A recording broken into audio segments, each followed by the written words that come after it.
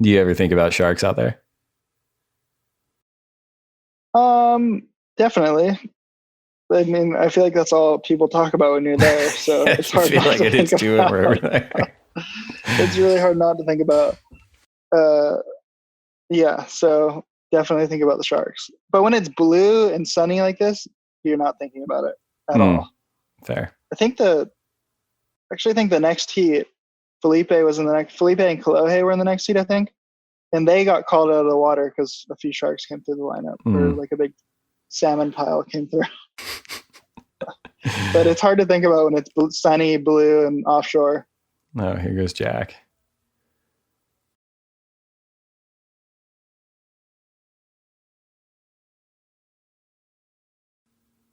Now, what size board were you riding? Yeah. I was riding a 6.2. Okay. Which may have been a little smaller than some of the guys' boards. Holy crap. Yeah, that was fun. Yeah, a little smaller than some of the other guys' boards. Right. And I think that just comes from this hurts so bad right here. I hit the rock so hard. Yeah. Thought I broke my arm. Yeah, what happened here? So that first turn felt so good. And that's like my favorite feeling is like when you're going into a turn like that and you're just being pressed against your board and everything's really holding in. And then I was all excited after I got that last turn in. And then when I came out of the last turn and looked up, I like saw the rock draining out and I didn't know what to do. I was like, oh no.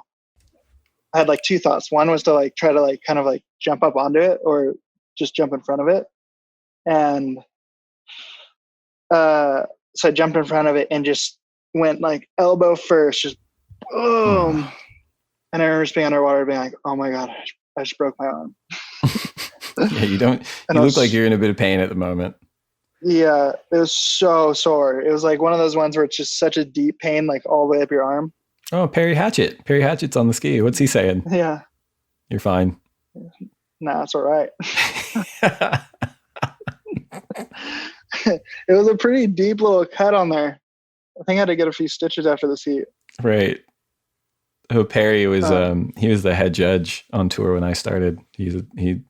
I think him just saying you're fine is probably the most accurate thing. Yeah. Yeah.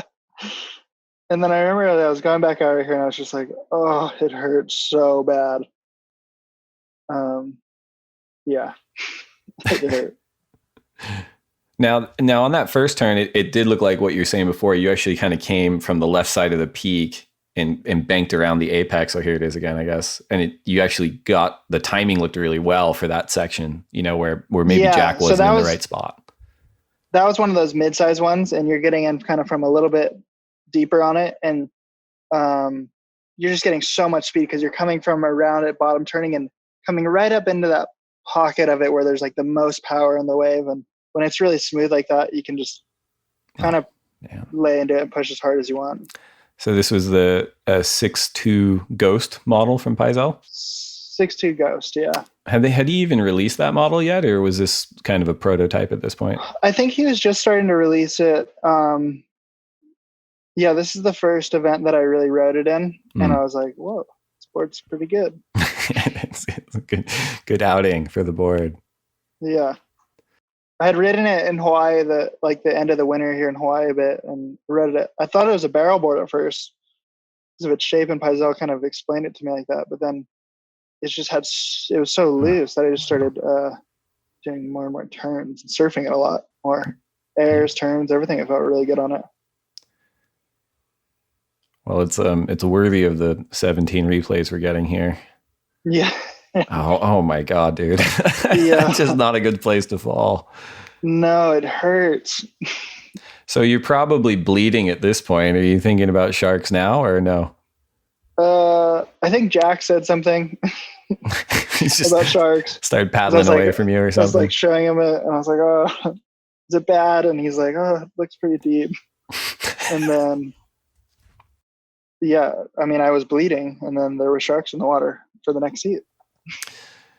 There you go. You brought him in. Yeah.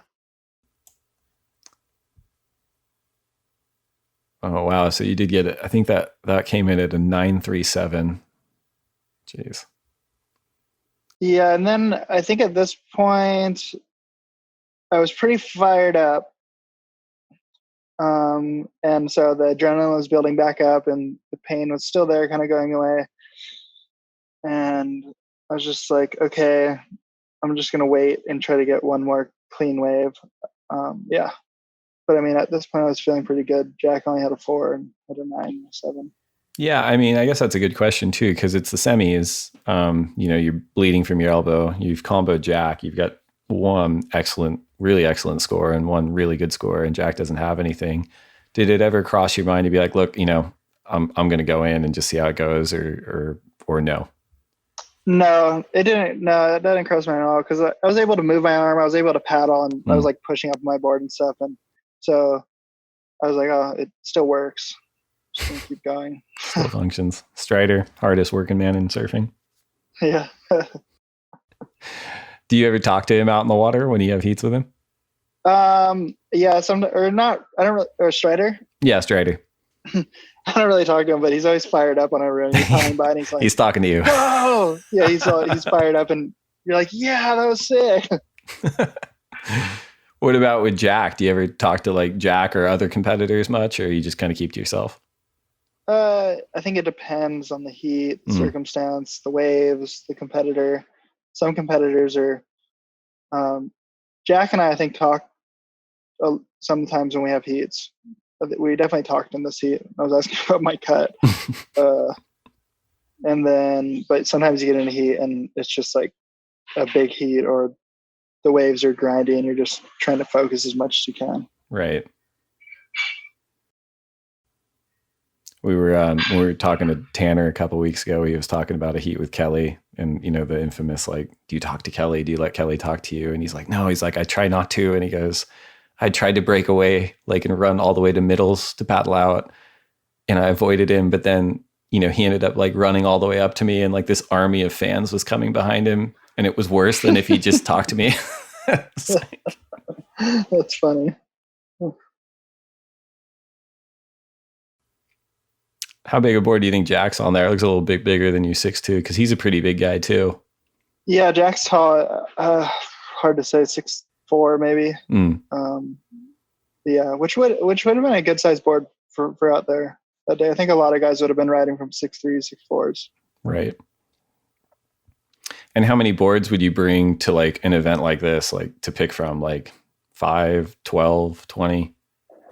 We usually travel with 14 boards. So like we have these board bags that hold 7 boards each. Yep. And so we travel with 2 of those. And it's hard because like Margaret's can be pretty small and it can be really big.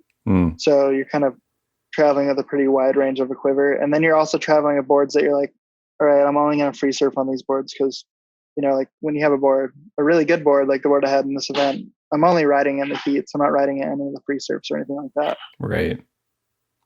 And do you ever bring like a board that you would never even consider riding in competition, like a little fish or a quad or anything that's not the same thing that you'd be training off of?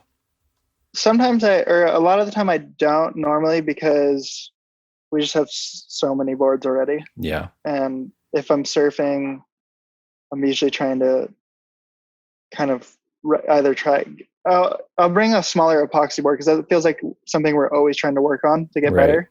Yeah. But that still has that competition kind of like intent towards it. You're going surfing and you're like, okay, this board feels pretty good with these fins. Like, and it's fun. They're fun to ride. But that's probably like for the most part. That seems pretty consistent between a lot of the guys up at the top. Like they just go, look, I like riding those boards, but like I just need to stay as sharp as I can on my go-to equipment or whatever's close. And do you like that? Well, if so, subscribe over there and then watch more videos over there. And then tell us your favorite videos down there. It's a 3-step process. Do them all now.